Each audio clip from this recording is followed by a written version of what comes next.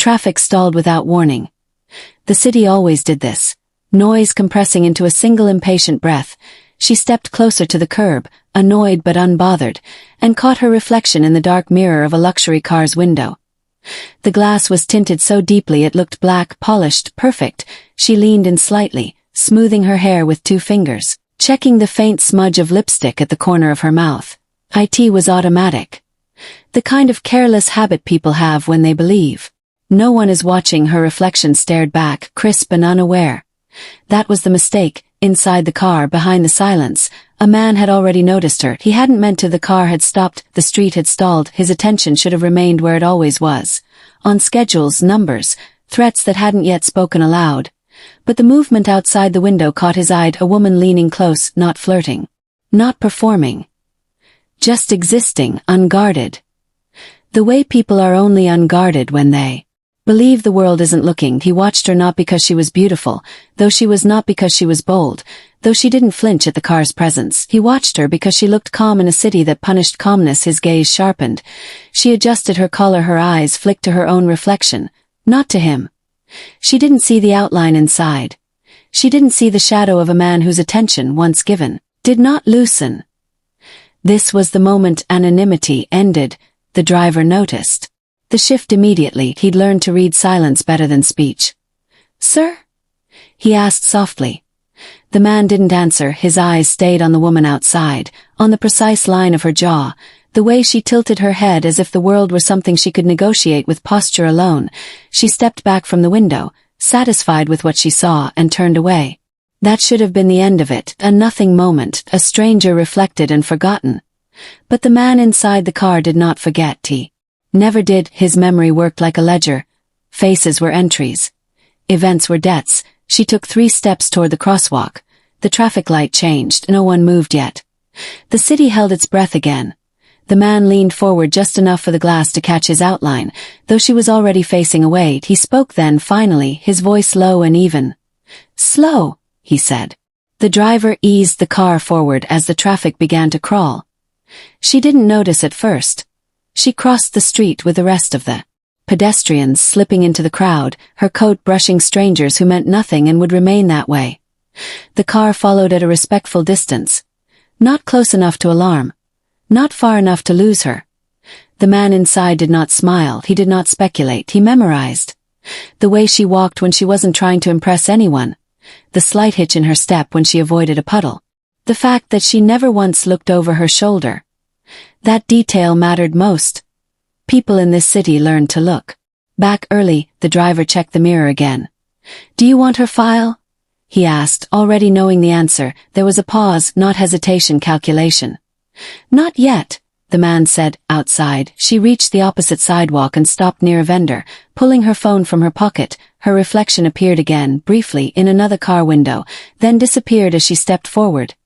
The man watched her thumb move across the screen, watched the way her shoulders relaxed as if the day ahead were something manageable. The car slowed with her pace. The world narrowed. She did not know that her face had already been placed somewhere it did not belong, not in a phone, not in a memory meant to fade, but in a mind that treated attention as possession. The driver's hands tightened on the wheel. "Sir," he said again, quieter now. The man didn't respond immediately. He was listening to the city, to the rhythm of her steps against the pavement, to the unfamiliar sensation settling beneath his ribs. Interest without purpose. He disliked it. He always had, but disliking something had never stopped him from taking it. "Stay with her," he said at last. The words were calm. The consequence was not. The driver nodded and merged smoothly with traffic, adjusting speed, angle, distance. She turned a corner. The car followed. She remained unaware, and that ignorance made her vulnerable in ways fear never could. From the back seat, the man leaned back, already detaching emotion from intent. He had what he needed now to face a presence, a disturbance.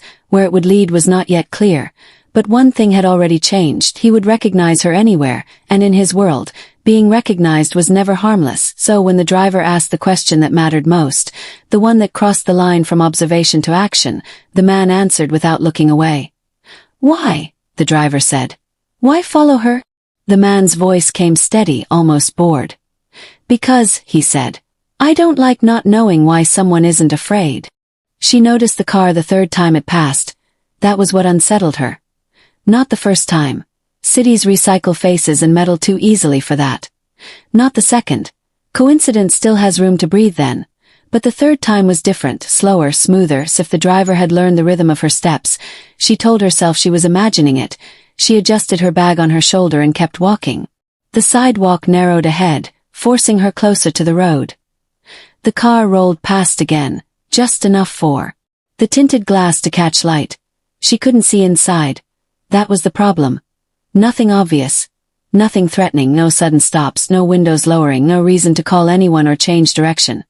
And yet the awareness crept up her spine, cold and persistent, the way instincts do when they've woken before logic. She stopped at a cafe window, pretending to check her phone. The car didn't stop. It passed. Her shoulders loosened a fraction. She exhaled, annoyed at herself. This was stupid. She wasn't important.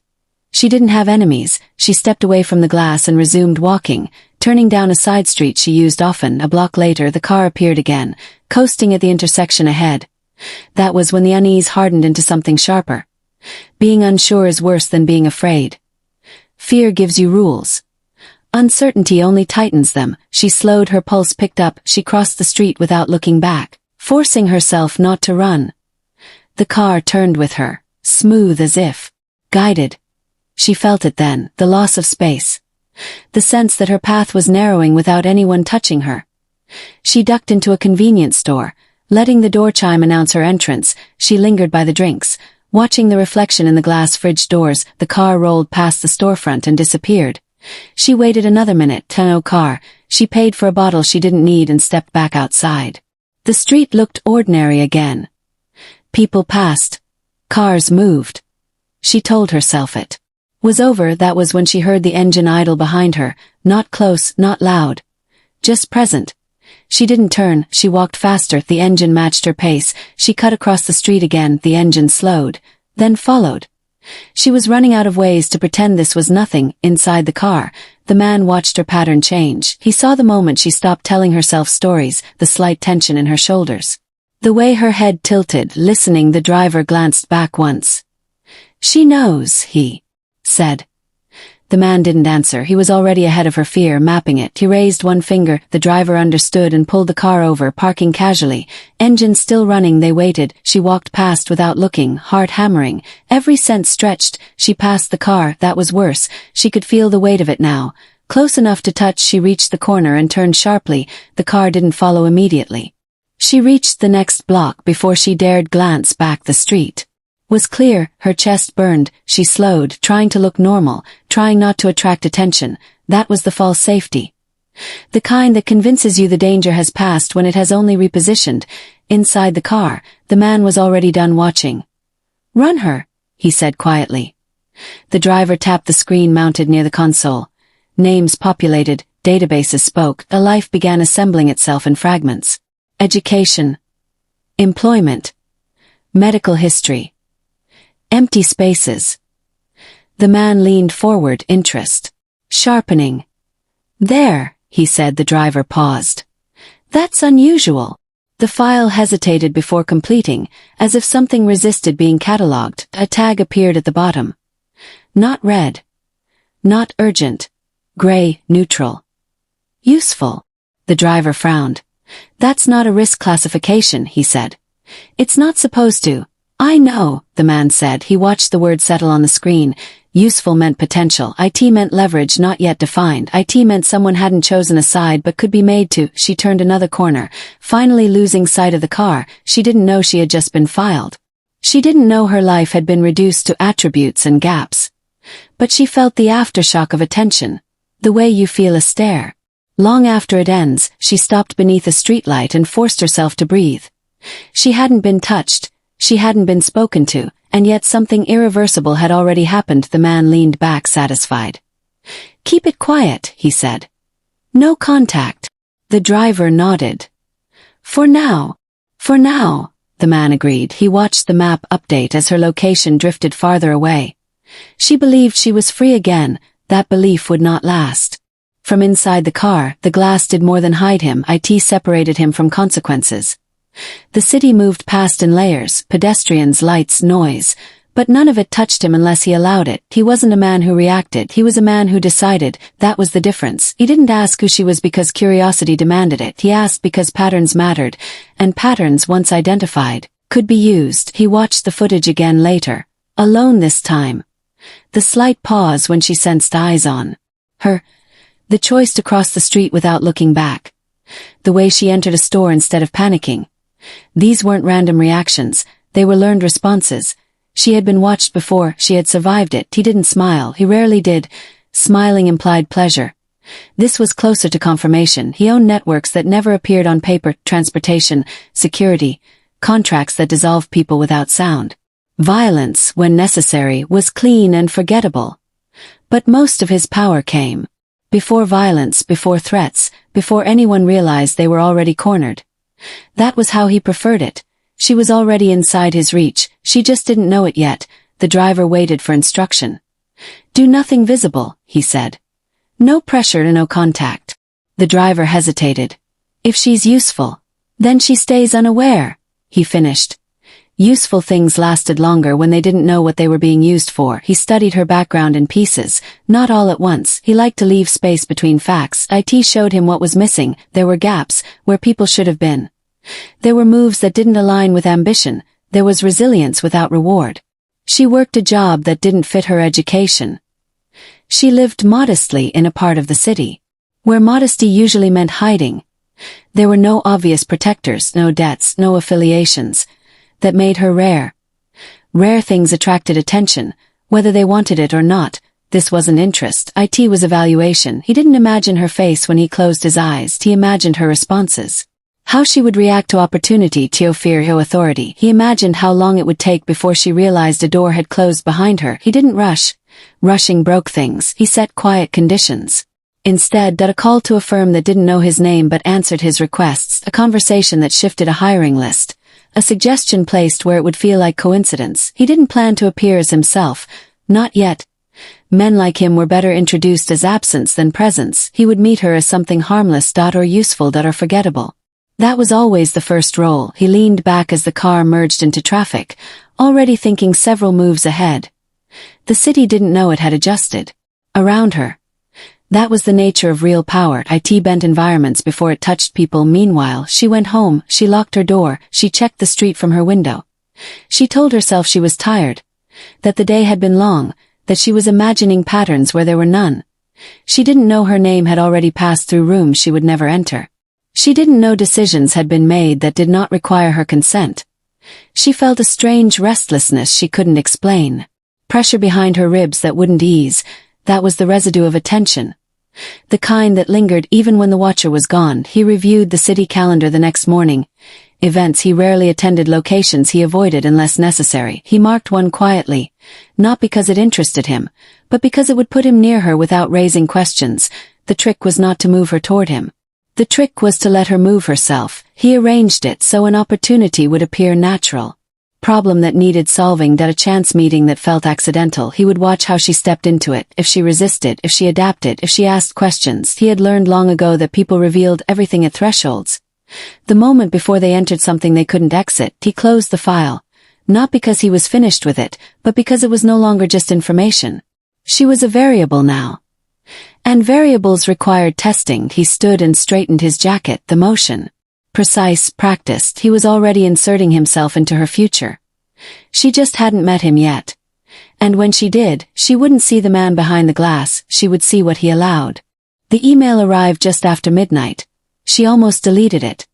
She was used to spam dressed as opportunity. Subject lines that promised elevation and delivered nothing. But this one was spared a professional and no exaggeration. It referenced her skills accurately, without flattery. It mentioned a position she hadn't applied for, but one she was qualified to hold. That alone unsettled her. She reread it in the morning, over coffee that had gone cold. It offered better pay than she'd ever earned, cleaner office, regular hours, benefits that felt out of reach for someone like her. There was no desperation in the language, no urgency, no pressure to respond. That made it worse. Good luck that arrives unearned always collects later. She checked the sender. Domain clean. Company name unfamiliar but not suspicious. The website was polished. Minimal, about page vague but competent. She searched reviews, there were few. Those that existed were neutral, short. Employed language that sounded filtered. She told herself that new companies existed all the time, that someone had seen her resume online, that this was how things sometimes worked. But the timing bothered her. The memory of the car. The sense of being observed. The way opportunity had never followed her before, only effort. She closed the laptop and tried to focus on the day. She failed. The offer sat in her thoughts like an unanswered question. She imagined herself turning it down. Imagined continuing as she was counting hours. Trading time for survival, she imagined saying yes. The relief, the suspicion. The way relief always softened suspicion by degrees. She replied before she could think too hard, short, professional, requested details. The response came within minutes. That was mistake number 1. She noticed it even as she read. The speed felt rehearsed. They scheduled an interview for that afternoon, and no video, no phone, just an address downtown. She almost said no. She almost listened to the part of herself that had survived by distrusting ease. But rent was due, and exhaustion made courage feel irresponsible. She dressed carefully, not to impress, but to disappear. She arrived early. The building was clean, glass and steel, security polite, efficient. She was given a badge with her name printed already. She hadn't filled out paperwork yet. That was mistake number 2. She noticed it. She followed anyway. The interview was brief. Too brief, no probing questions, no skepticism. They confirmed her experience, nodded at her answers, explained expectations without negotiation. She was offered the job before she could ask about references. They framed it as mutual fit. That was mistake number 3. She signed because hesitation felt louder than acceptance. She told herself she could leave later. She told herself nothing was permanent. She told herself this was just work. The first day passed quietly. The office was sparse but functional, colleagues polite, distant, no small talk, no curiosity about her background. She was given tasks that mattered, but not enough to raise alarms. She noticed how systems ran smoothly, how approvals happened without friction, how decisions didn't require meetings. She noticed the absence of chaos, the absence of visible authority. She noticed how her supervisor never used names, only roles. She noticed how her access expanded faster than protocol allowed. She noticed the way her badge opened doors she hadn't been told about. She noticed that no one corrected her. She noticed that no one needed to. She felt safe. That was the most dangerous part. Safety arrived without threat, and no raised voices, no intimidation. Just a sense of being carried along by something already in motion. She told herself she was overthinking. That trauma rewired perception. That calm didn't always precede harm. But when she left that evening, the car was there again. Not close, not following. Just present across the street. Engine idling, driver unreadable. The building behind her glowed with professional light. The street ahead felt suddenly narrow. She didn't turn around, she didn't speed up, she walked as if nothing had changed. But something had. The job wasn't the opportunity. The job was the door. And doors didn't appear overnight without someone opening them. She reached home and checked her email. There was a welcome packet already waiting. Contracts, forms, access credentials. All prepared. All anticipating her compliance. She realized she hadn't spoken to a single person who could be traced. She realized she didn't know who owned the company. She realized she had accepted something without seeing the structure behind it. She slept poorly. That night, the city felt closer, the walls thinner, the silence heavier. She didn't know yet whose world she had stepped into. But she knew one thing with certainty. She hadn't been hired. She had been placed, and whoever owned the company she just joined already knew her better than she knew them. The boardroom was colder than the rest of the floor. Not in temperature and presence.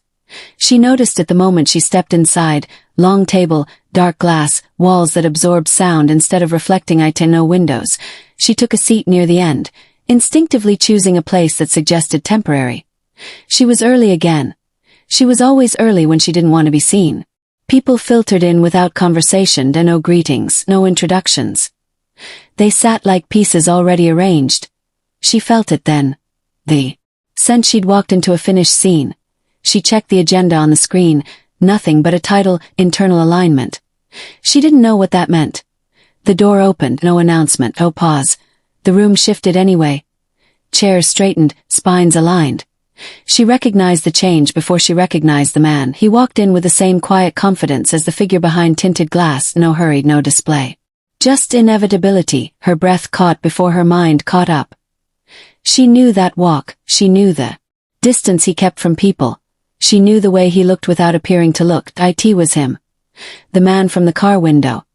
The one who had watched her reflection like it belonged to him. He didn't look surprised to see her. He didn't look anything at all that was worse. He took the seat at the head of the table.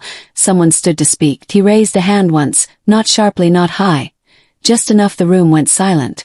She felt her pulse in her throat. This wasn't coincidence. It was placement. He spoke then. His voice was calm, unremarkable.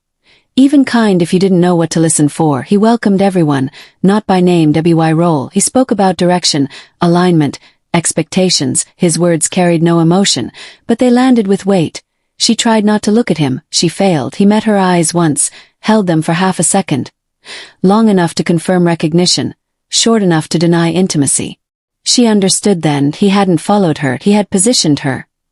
The meeting moved on around her. She heard fragments, reports she didn't understand.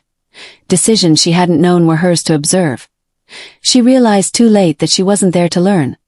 She was there to be seen. When the meeting ended, people stood immediately, no side conversations, no lingering. She remained seated a moment longer, trying to steady the shift inside her. He spoke again, not to the room, to her. Stay. She didn't question it, no one else did either. The door closed behind the last person.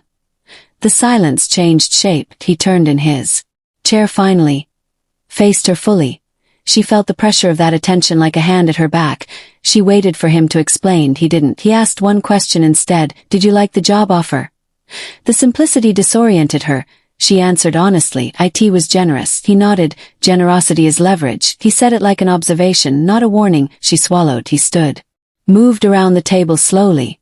She tracked him without turning her head. He stopped beside her chair. Not too close, not distant. You didn't apply, he said. She didn't deny it. You accepted anyway, he said. She nodded. This was the moment her future narrowed. He leaned closer, not threatening. Just enough to remove escape. She smelled clean fabric, expensive, not flashy. You could have walked away, he said. She looked up then. For the first time, she met his eyes fully. They were unreadable, dark, not cold, attentive. She spoke before fear could edit her. Because I didn't know who you were. A pause. Not anger. Not surprise.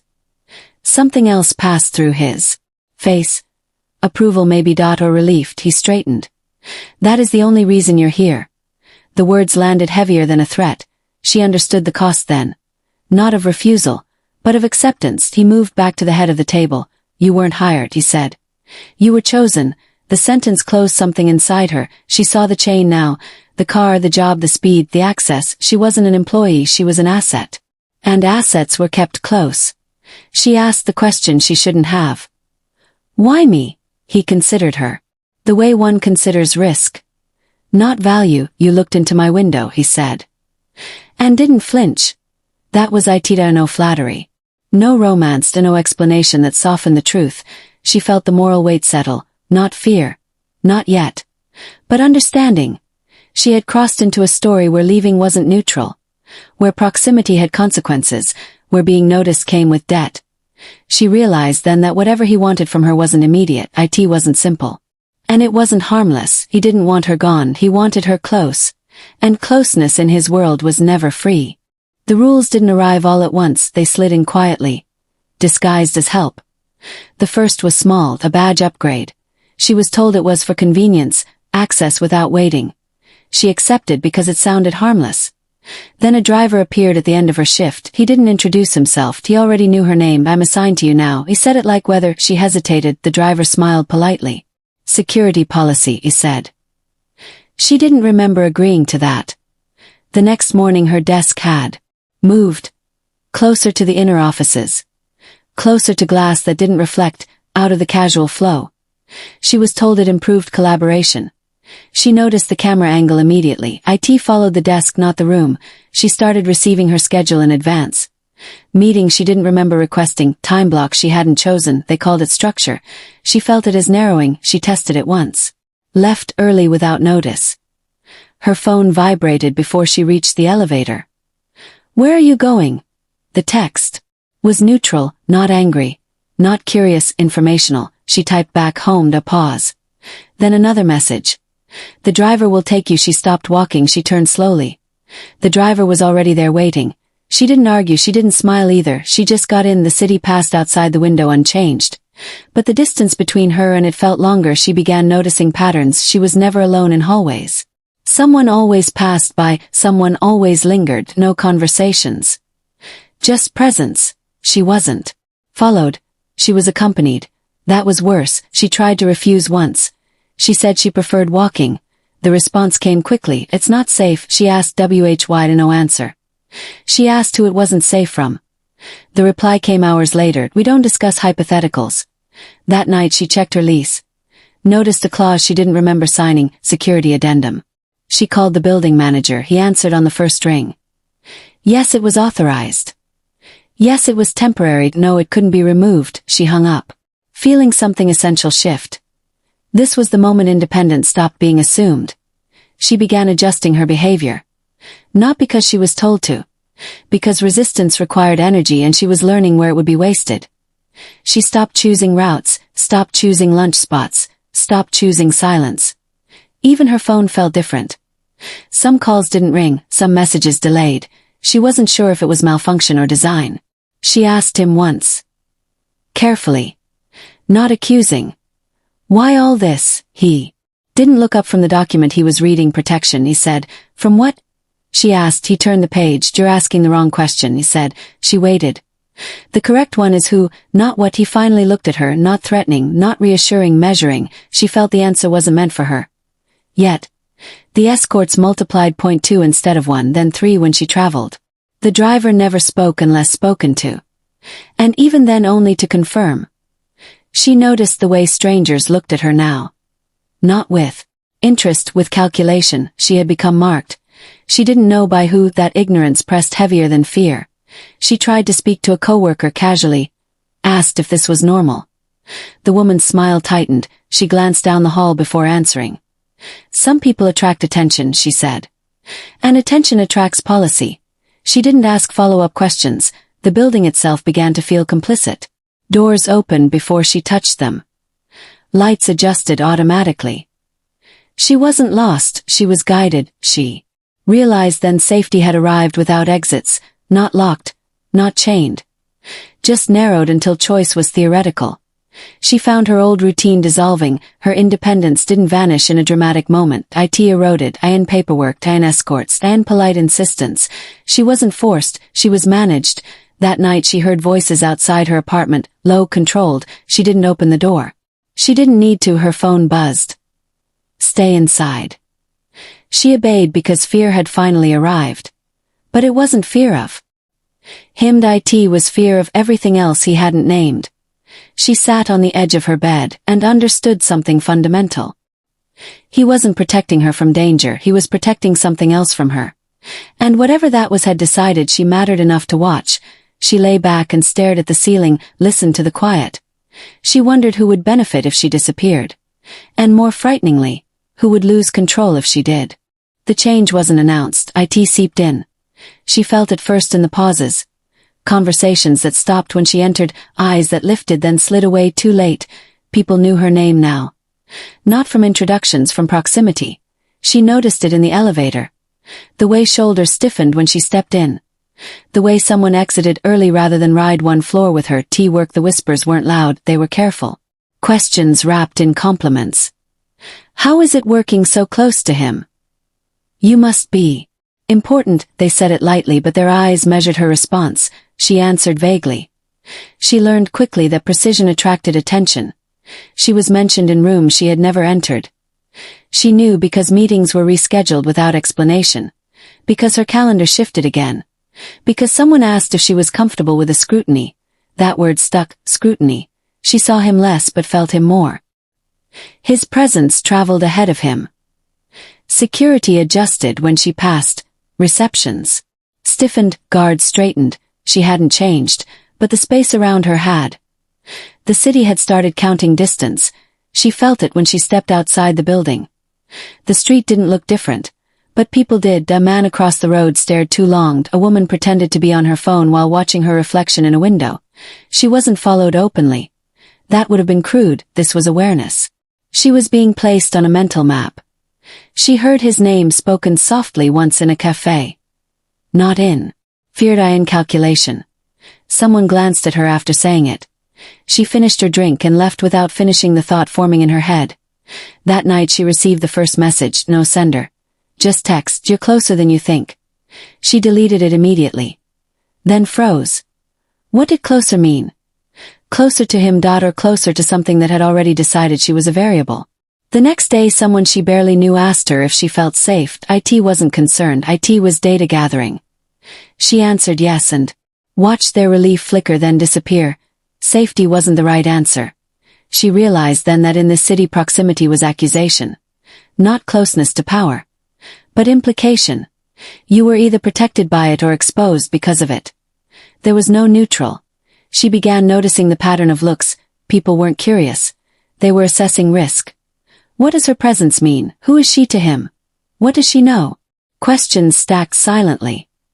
She didn't have answers.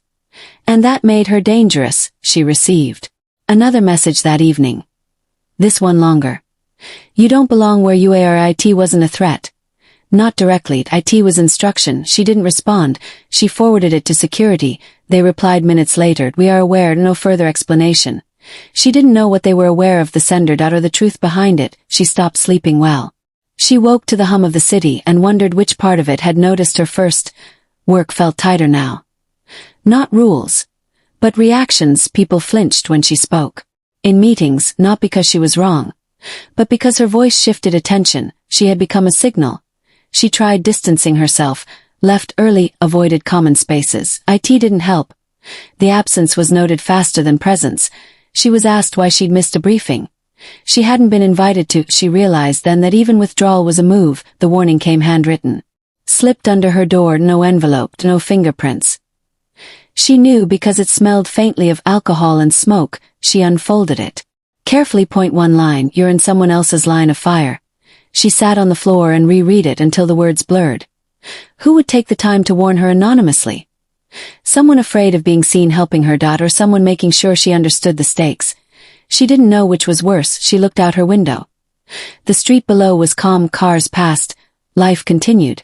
She understood then that the city had noticed her. And cities don't watch without deciding. She sent one message to him, I need to talk. His reply came instantly. Where are you?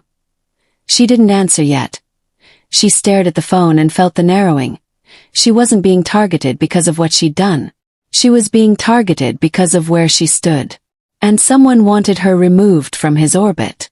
The question wasn't why anymore. It was how soon. He didn't ask her to sit. She noticed that first. He spoke while standing by the window. The city stretched below him like a map he already owned. There was no anger in his voice, no urgency. Even the guard stayed far enough away to pretend this was private. What he offered came calmly, like logistics. Disappearance, a new name, a new city, a life that would not intersect with his again. He listed details without drama. Documents prepared. Places chosen, people erased. He spoke as if it were mercy. She listened without interrupting. She realized halfway through that the choice had already been shaped. She could leave and become invisible, or stay and become something else. There was no option that returned her to before. He finished and waited. That silence was heavier than the offer itself. She felt the weight of it press against her chest, not fear, but clarity. If she accepted, she would always wonder who she'd been running from. If she stayed, she would know exactly what she was standing inside. She asked one question. Who decides when I disappear? He didn't answer immediately. That was the answer. He said protection was easiest when people stopped looking. She told him she wasn't interested in being hidden. His jaw tightened just enough to notice. This wasn't defiance. He could handle defiance. This was refusal. She said quietly that erasing herself wouldn't make the danger go away. IT would just move it.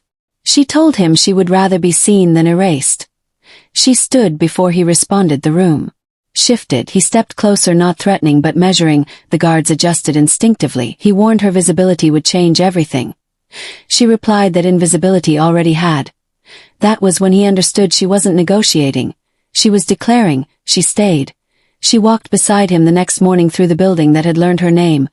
The looks intensified, not whispers now, but recognition. She didn't trail behind, she didn't cling. She matched his pace. He didn't stop her. The city absorbed the image quickly, her beside him. Public. Undeniable. She felt the lines snap the moment cameras caught them together. Not posed, not announced. Just proximity confirmed. The orientation came unspoken but absolute. Visibility is a declaration. She had declared herself aligned. The cost arrived faster than she expected. A meeting cancelled last minute. Security tightened further. People avoided her completely now. Not curiosity, fear. She was no longer a question, she was an answer. He didn't correct the assumptions, he let them form. He let the city do what it always did with symbols. It chose sides. She realized that staying had closed every exit. She couldn't pretend ignorance anymore. Every step beside him rewrote her role. She wasn't staff, she wasn't protected collateral. She was part of the structure now. That night she asked him what rules she'd broken. He told her there were many. But the most important was neutrality. He said the city tolerated shadows, not declarations. She understood then that by refusing to disappear she had chosen a place in a war she hadn't started. She felt no regret. She felt something colder, acceptance. He watched her carefully after that. Not ownership, not affection. Assessment had shifted to consequence. She noticed how others treated her now. They didn't threaten, they adjusted. She received no more warnings, because warnings were no longer useful. The alignment was irreversible. She had stepped into his world publicly. And public choices couldn't be undone quietly. She asked him once if he would have forced her to leave if she'd accepted. He said no, he would have let her vanish. She realized that staying hadn't been bravery. It had been control. She had taken the one option he couldn't fully manage. She had broken the rule that made power predictable. The city reacted accordingly. She stood at the edge of the building later that night watching traffic move like veins below. She wasn't afraid, but she felt the narrowing. The future had fewer doors now. And every one of them led deeper. She had chosen visibility. She had chosen alignment. The question left hanging wasn't whether she would survive. It was what surviving beside him would turn her into. It didn't happen near her. That was the first thing that unsettled her. The retaliation arrived somewhere else, a different district, a different hour, no connection anyone could trace back to her if they weren't already looking. That was the point. It was clean, quiet, permanent. She learned about it the way his world learned everything important. Not through headlines. Through absence, the name that stopped being mentioned, a supplier who missed a meeting, an empty chair where someone had always Saturday. She noticed the shift before anyone explained it to her. She asked him what changed. He didn't answer right away. That hesitation told her more than words ever could. By the time he spoke she already knew someone had paid. She just didn't know who. He said there had been noise. He said the city corrected it. She asked if it was because of her. He didn't deny it. That was worse than confirmation. He told her protection was never free. She understood then that being chosen didn't just narrow her future. It reached backward and outward and touched lives she would never see. She slept poorly after that. Not from fear, from calculation. She replayed moments wondering where the ripple had started. She thought of the warning she'd received earlier and how it had stopped. She realized warnings stopped when examples started. He didn't keep it from her, not fully. He explained the logic without details. Someone had tested the alignment. Someone had tried to move her as leverage. The test failed. The consequence was instructional. She felt the weight settle in her chest, not as guilt but as permanence. This was the cost of standing beside him visibly. Protection always leaves a trail. She saw the trail everywhere after that. How people spoke softer around her. How doors opened without questions. How security no longer asked for confirmation. They assumed. He began introducing her differently. Not by name, first by presence. Then by implication. Then one evening he corrected someone who referred to her as staffed. He said she was with him. The room adjusted instantly. That was the moment he claimed responsibility openly. She felt it like a lock turning, no ceremony, no announcement. Just alignment declared by the one person whose words rewrote consequences. She asked him later if he would have done it anyway, if the retaliation would have happened even if she'd disappeared. He said no, she believed him. That truth was heavier than reassurance. It meant her existence had altered outcomes. She wasn't collateral, she was cause. The moral line crossed quietly, no blood on her hands, no orders from her mouth. And yet the city had rearranged itself around her position. She wondered if this was how power recruited, not through force, but through making withdrawal expensive. She noticed how often he checked the perimeter now, not for himself, for her. She noticed how his decisions curved subtly around her presence. Not softer, more decisive. She asked him once if he regretted bringing her into this. He said regret was inefficient. She stopped asking questions after that. She started watching instead. She watched how freedom disappeared without resistance. No one took it. It simply stopped being offered. She couldn't leave unescorted anymore. She couldn't speak privately with anyone unvetted. She couldn't pretend her choices were isolated. He never said she belonged to him. He didn't need to. The city behaved as if she did. She felt the lock tighten with each passing hour. She realized that the earlier offer of disappearance had been the last clean exit. She had refused it. She stood by that choice. But understanding didn't lessen the weight. She stood at the window again days later. Not the car window. This one higher. The city looked unchanged. She knew better. She asked herself the question that lingered like a bruise. Is there any version of freedom left? Not escape, not rebellion, but freedom within the alignment. She didn't have the answer yet. But she felt the truth forming slowly. He had protected her, and in doing so had closed every door that didn't lead through him. The power lock wasn't dramatic. It was efficient. And it was already engaged. By morning the city looked the same. That was the cruelest part. No smoke, no sirens, no visible scars. The streets moved like they always did. Cars honked, coffee shops opened, security gates lifted on schedule. If something had been erased, it had been done with care. She woke before her alarm. Not from fear, from absence. The usual tension that lived in her chest was gone, not eased, removed. She noticed it immediately. Threats had weight. She had learned that. Now there was nothing pressing back against her. Thoughts. She sat up slowly and listened. There were no voices outside her door, no footsteps lingering too long, no coded messages arriving on her phone. The silence felt deliberate. He arrived without announcing himself. He always did now. She didn't ask how he got in. She had stopped pretending there were boundaries left. He told her it was finished, not in relief. Not in triumph. In fact, he didn't explain at all. He poured coffee like the morning was ordinary. That was when she knew the last option had already been destroyed. She asked what finished meant. He said there would be no more messages, no more warnings, no more tests. She asked where they went. He said they didn't go anywhere. They simply stopped existing. She understood then that evidence didn't need to be hidden if it never survived. He moved through the apartment checking windows not because there was danger but because habit remained. She watched him and realized this was the reset. The city had adjusted around a new constant. She asked if anyone would come looking. He said no. She believed him. That belief felt heavier than fear. Silence returned heavier than the noise. She remembered the earlier version of herself. The woman who stood on a sidewalk using a darkened car window as a mirror. That woman had choices she hadn't valued. She had anonymity. She had mistakes that didn't echo. She had reflections that didn't look back. She asked him if he had always planned this. He paused. That pause mattered. He said plans were flexible, claims were not. That was the moment she understood the final act had not been retaliation or protection. It was erasure of alternatives. The last option that could free her wasn't escape or disappearance. It was distance, the possibility of being irrelevant. That option was gone now. He had spoken her name in rooms that rewrote memory. He had corrected people publicly. He had aligned her presence with his decisions. The city would remember her even if she vanished. She could no longer become small enough to slip away. She asked what happens now. He didn't answer immediately. When he did, his voice was softer, not kind, controlled. He said now there is stability. She asked for whom. He said for you. That was the lie he told himself. She saw it clearly now. Stability wasn't safety. It was permanence. She moved to the window and looked down. The city didn't look back. But she knew it would respond if she moved out of line. She felt the shape of the future narrowing into something predictable. She Wasn't afraid, she was anchored. He stood beside her close enough that she could feel the heat of him but not touching. That restraint meant more than possession ever could. She realized he was careful now. Not with her, with himself.